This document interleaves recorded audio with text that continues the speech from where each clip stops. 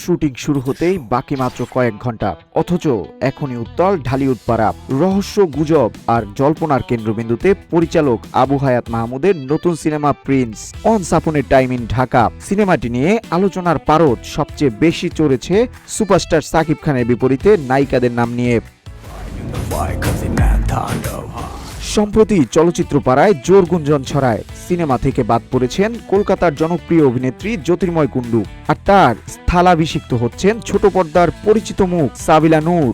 তবে সংশ্লিষ্ট সূত্রের নির্ভরযোগ্য খবর অনুযায়ী এটি নিছকই একটি ভিত্তিহীন গুজব। সিনেমার প্রযোজনা প্রতিষ্ঠান বা পরিচালক এমন কোনো সিদ্ধান্ত গ্রহণ করেননি। জ্যোতির্ময় কুণ্ডু থাকছেন তার পূর্ব নির্ধারিত চরিত্রেই। কিউব হোল্ডিংসের গল্পে সেই রেখাটি আঁকা হয়েছিল আজ থেকে 1 যুগ আগে। নকশাই আমাদের ভাষা। Cube holdings limited.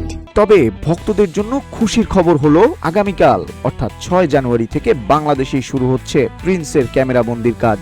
যদিও অন্যান্য শিল্পীরা প্রথম দিন থেকেই সেটে থাকছেন, তবে মেগাস্টার সাকিব খান শুটিংয়ে যোগ দেবেন 10 জানুয়ারি থেকে।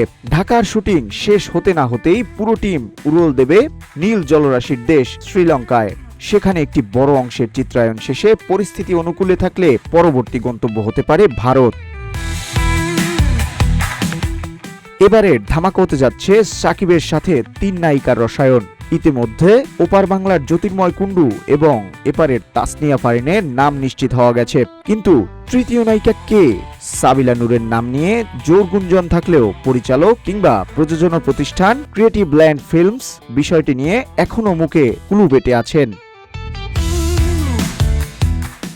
সিনেমার গল্প আবর্তিত হয়েছে ঢাকার এক শীর্ষ সন্ত্রাসীকে ঘিরে, আর সেই দুর্ধর্ষ শীর্ষ সন্ত্রাসী রূপেই পর্দায় হাজির হবেন সাকিব খান। শুটিং ফ্লোর থেকে শুরু করে বড় পর্দা, সাকিব ম্যাজিক দেখার অপেক্ষায় এখন পুরো ঢালিউড। এস এম আমিনুল ইসলাম, রূপালী বাংলাদেশ।